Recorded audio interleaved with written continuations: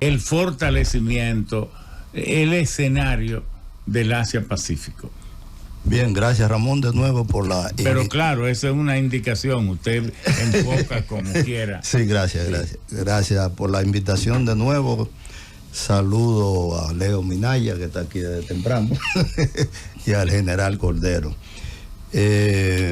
Saludo a todos los oyentes de todo el país, fuera del país, en especial mi gente de Montecristi, donde hay buenos, asiduos oyentes de este programa, como el amigo Diógenes La Rosa, que ha llamado en algunas ocasiones, ¿no? Sí, correcto. Sí, Felipe Lemois, Guaro Meix, en Manzanillo, Mozo de la Cruz, en las Matas de Santa Cruz y otros. Antes de entrar de lleno al tema, permítame decir algo. Ayer fue 25 de noviembre, hay que recordar que se conmemoró el 63 aniversario del asesinato de las Mirabal, sí, y de Rufino de la Cruz, del final ya del régimen trujillista.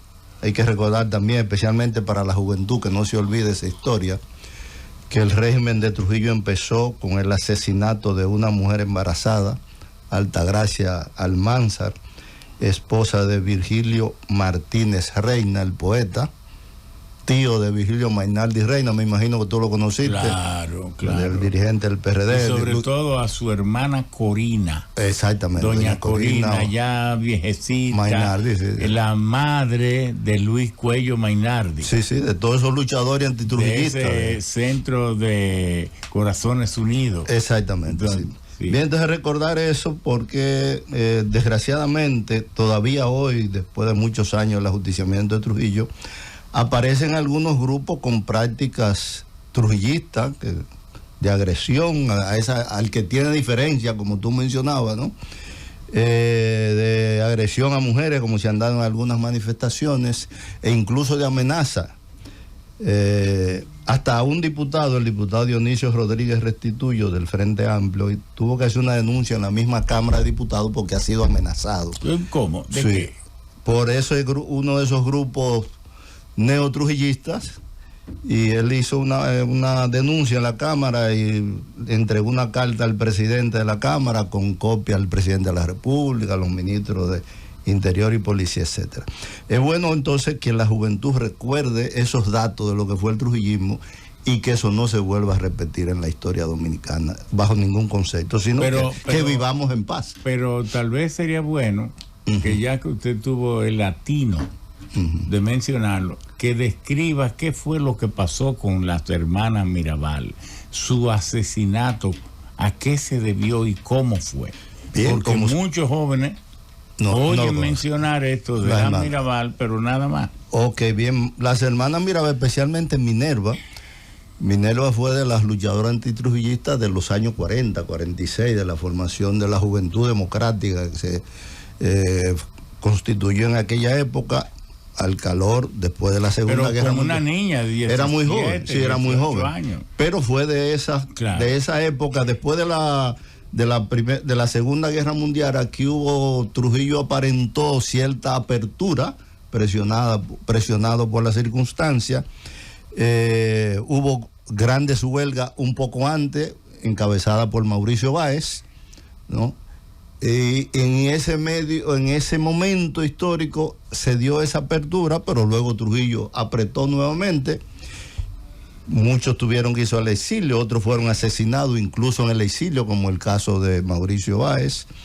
Se dio el caso de la obra de Galíndez, La Era de Trujillo, fue secuestrado en Estados Unidos, traído aquí, asesinado, y otros, Almoina en México, etcétera. Entonces, después de eso, vino la expedición del 59 y luego la formación del movimiento revolucionario 14 de junio, en el cual Minerva fue una figura prominente junto con Manolo Tavares Justo. Entonces, en el 60 fueron apresados esos jóvenes, una buena parte de ellos de Montecristi y de Salcedo, de los fundadores del 14 de junio, y estando preso Manolo y los otros dos esposos de las hermanas Mirabal, van ellas a Puerto Plata a visitarlo y en el trayecto fueron asesinadas por órdenes de Trujillo. Es decir, que es parte de esa historia del final de la era de Trujillo que la juventud debe conocer. Además, se sabe que con esa fecha, 25 de noviembre, teniendo en cuenta la significación de ese hecho, las Naciones Unidas declararon el Día de la No Violencia contra la Mujer. Es decir, que ya es una fecha de trascendencia internacional para parte de la historia dominicana. Bueno, entonces pasamos al asunto de la reunión como ustedes ya han destacado, creo que lo más importante es que esta reunión de Biden y Xi Jinping contribuyen a la distensión internacional, ¿verdad? Un momento de mucha tensión por la guerra en Europa y la guerra en el Medio Oriente. Es bueno recordar también que en Europa, en los años, final de los años 60, la primera mitad de la década del 70, se insistía mucho en la distensión. Se hablaba de la necesidad de eliminar los focos de guerra, se decía entonces, especialmente por la guerra de Vietnam, porque se pensaba que una guerra como la de Vietnam podía terminar en un enfrentamiento mundial.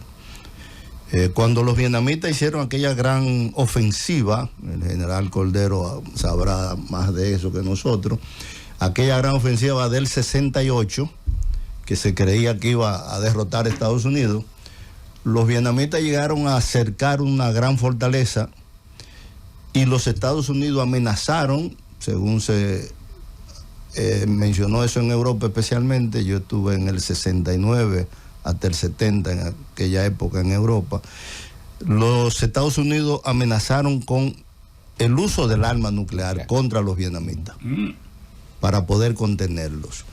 Los vietnamitas, muy inteligentes, para no perder la dirección política de la guerra, lo que hicieron fue que se retiraron para evitar que Estados Unidos usara el arma nuclear, porque si la usaba, ya con quien iban a hablar era con la Unión Soviética. Y los vietnamitas siempre fueron muy celosos de su independencia. Entonces, desde esa época, especialmente entre los 70 y hasta el 75, se insistió mucho en la distensión, eliminar los focos de guerra, etcétera, etcétera, hasta llegar a la conferencia de Helsinki de 1975. La gran conferencia que se dio en Europa con todos los presidentes europeos, jefes de gobierno. De Estados Unidos fue Gerald Ford y de Canadá, que era más o menos una forma de aceptar los resultados de la Segunda Guerra Mundial, que ya lo habían aceptado los alemanes en acuerdo con los rusos cuando el famoso tratado de Oder-Neisse, que era aceptar que Alemania había perdido alrededor de una quinta parte de su territorio, ¿no? Entonces, en ese contexto, en esa época, esos años, se insistió mucho en la distensión. Después de la derrota de Estados Unidos en Vietnam en ese mismo año, 1975, entonces ya no se habló mucho de distensión, porque el gran foco de guerra era la guerra de Vietnam y ya Estados Unidos había sido derrotado. Entonces empezó el auge de los países no alineados, el movimiento de países no alineados. Especialmente Vietnam era uno de esos países, porque a pesar de que recibió ayuda de Rusia y de China, pero Vietnam siempre insistió en su independencia. Yugoslavia, Cuba, la India y otros países impulsaron ese movimiento de países no alineados. Cuba presidió ese movimiento. Fidel Castro pronunció un famoso discurso en la ONU en el 76. Entonces había ese momento de auge. En ese mismo año del 76, el presidente de México, Luis Echeverría Álvarez, propuso una carta de derechos y deberes económicos de los estados, ustedes recordarán. Esa era la época de ese enfrentamiento norte-sur en que los países del sur trataban de, ante todo, reducir la desigualdad en el comercio internacional. Hasta que llegó el año 79 en que la Unión Soviética invadió Afganistán, la entonces Unión Soviética. Poco después, China invadió a Vietnam, dos invasiones un poco extrañas. No se entendió bien las razones. La de China duró poco tiempo. Duró poco, los vietnamitas la sacaron poco. Pero de la de Rusia duró más, claro, y tuvo un efecto terrible. Tal vez alguna de las motivaciones de esa guerra, quizá al ser derrotado de Estados Unidos en Vietnam, tal vez una de las motivaciones fue hacerle una advertencia a Japón, que había derrotado a Rusia en 1905, que había invadido a China y a Corea en los años 20 y 30. Y se había ocupado en Manchuria. Y todo eso. Entonces, esos movimientos extraños, que muy lejanos para nosotros. La cuestión es que después de esas dos intervenciones, entonces Estados Unidos recrudeció las intervenciones o las intensificó. Invadió a Granada, 1983, invadió a Panamá, 1989. La de Panamá yo la entendí, la que nunca entendí fue la de Granada. Sí. Todavía no la entiendo, ¿usted me la puede explicar? Bueno, Estados Unidos en ese momento proyectaba una imagen de debilidad, porque entre otras cosas, en 1979, recuerden el caso de los rehenes. No, y lo de Vietnam y lo de Vietnam y también los rehenes en Irán. En Irán, sí. Y la presidencia de Jimmy Carter. Un lío de mal manejo de sus propios helicópteros. Bien. Y la imagen de un poco de debilidad de la presidencia de Jimmy Carter. Usted recuerda, Leo puede explicarlo mejor, ¿verdad? Sí. Que le impidió la reelección. Gana Richard Reagan. Entonces Reagan quiere proyectar una imagen de... Y lo hizo. Y lo hizo con la invasión a Granada, que era... Digo, no, pero en sentido general reposicionó a Estados Unidos como gran potencia militar, ¿no? Después la de Panamá ya fue George Bush padre, ¿no? Sí, pero que también esa fue merecida porque este tipo Noriega se convirtió en un... Provocó. Provocó. Después de eso, fue disuelta a bombazo la Federación Yugoslava. Cuando Bill Clinton, los alemanes y los estadounidenses, algunos dicen que era más interés de los alemanes, que tienen un papel muy importante en la OTAN, porque esos países que formaban la antigua Yugoslavia derrotaron al ejército alemán sin la ayuda del ejército de Estados Unidos ni de Rusia. Por eso la gran autonomía de la Yugoslavia de Tito, ¿verdad? Sí. Entonces se dieron varias intervenciones y luego entonces viene lo de Irak y Afganistán, etcétera. Entonces tenemos desde esa época, los años 80, 90, la primera década del 2000 y hasta ahora, un mundo de inestabilidad, ¿no? de conflicto, de guerra. Por tanto, esta reunión de Biden y Xi Jinping contribuyen a bajar la tensión, evitar que esos conflictos puedan degenerar en un enfrentamiento entre esas dos grandes potencias. Por ello, algunos detalles aparentemente de poca importancia, pero que Biden lo destacó. Dijo, bueno, si hay problemas, hemos decidido primero coger el teléfono. Que es como restablecer aquellas líneas rojas, ustedes recuerdan, de la época de la Unión Soviética. Consultarse el restablecimiento de los contactos militares, de los más altos jefes militares que se habían suspendido después de la ida de Pelosi a Taiwán, que son extraordinariamente importantes porque en cualquier momento puede haber un malentendido y si no hay comunicación, pues entonces puede generar una guerra. Hubo incluso... Está también lo de este Trump, el globo que cruzó por Estados China, Unidos. ¿verdad? Sí, Estados Unidos. Sí, que se decía que Xi Jinping no sabía de eso, que lo sorprendió, lo que fuera. Pero esos contactos militares son muy importantes porque, no hace mucho, el jefe del Estado Mayor Conjunto de Estados Unidos dio una explicación de que en un momento de tensión él llamó al principal jefe militar de Estados Unidos. Incluso querían hasta acusar al jefe del Estado Mayor Conjunto de Estados Unidos que había realizado una acción impropia de un jefe militar, pero eso era parte de los contactos militares que se suspendieron en esa época y que ahora se restablecen para evitar problemas mayores. Lamentablemente, esta reunión se vio un poco opacada, podemos decir, por el comentario de Biden de que Xi Jinping es un dictador.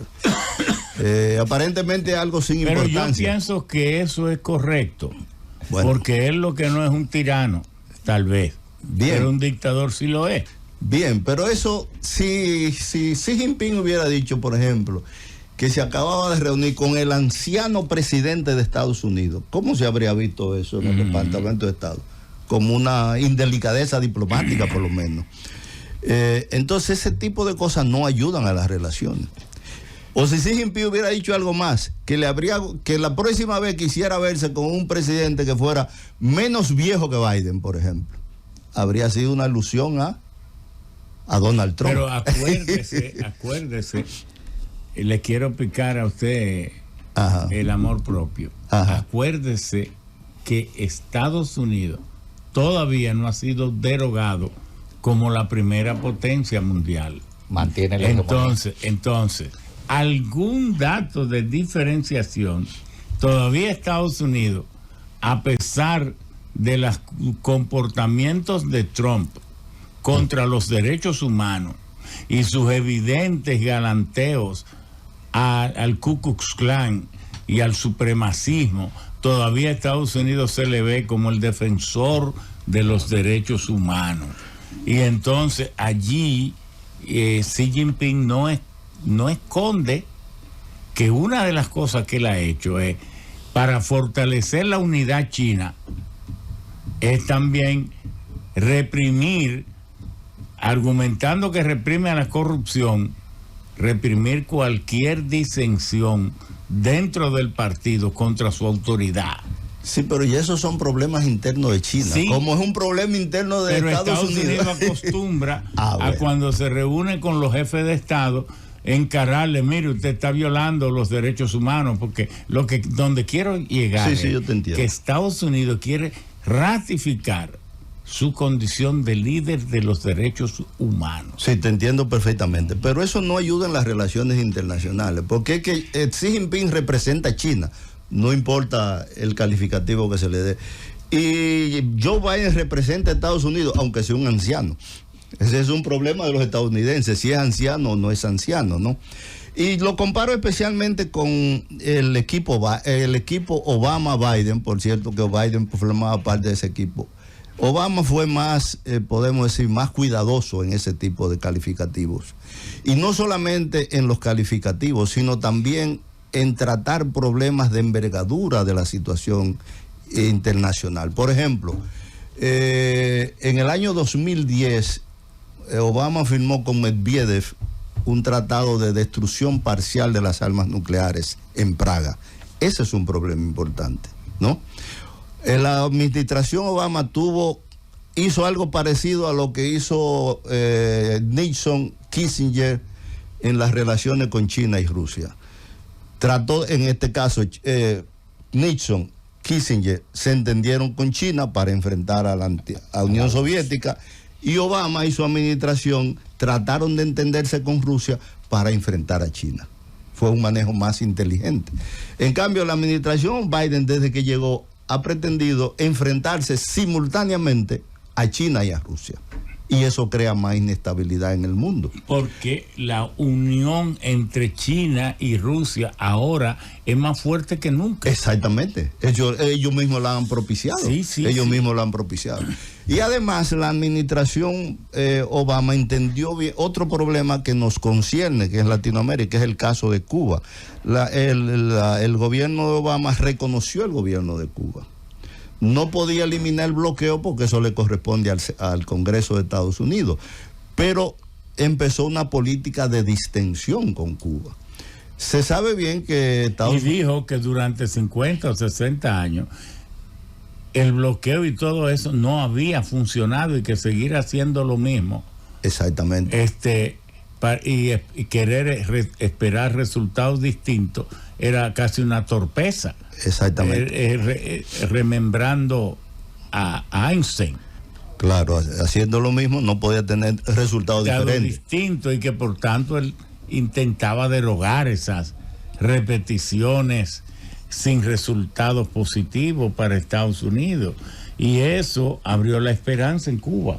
Incluso fue recomponiendo la economía que estaba totalmente hundida, que ahora se encuentra en su punto de sálvese quien puede. Incluso Obama fue a Cuba y hubo una reunión. Claro. Entonces,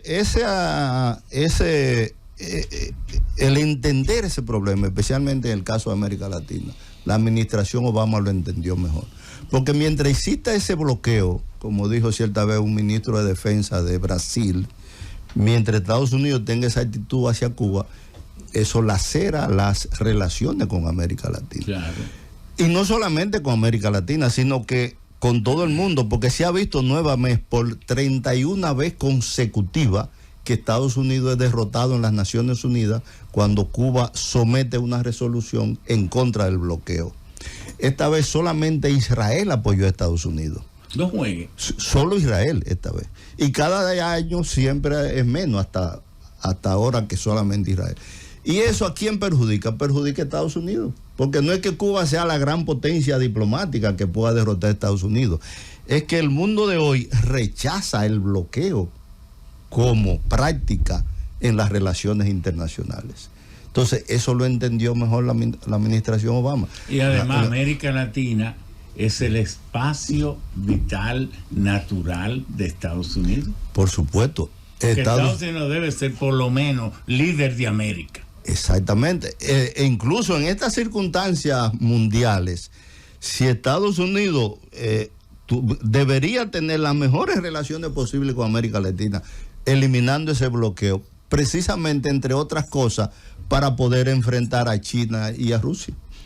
Debería ser esa la meta de Estados Unidos, entenderse mejor con América Latina para poder formar un bloque más fuerte que pueda enfrentarse a China, que con su enorme base demográfica, 1.400 millones de personas, con su Producto Bruto, que ya el Fondo Monetario Internacional y el Banco Mundial reconoce que, teniendo en cuenta la llamada PPA, 19%. Que ya está por encima del de Estados Unidos. No, está en 26. No. Entonces... 26 trillones, el de Estados Unidos 24.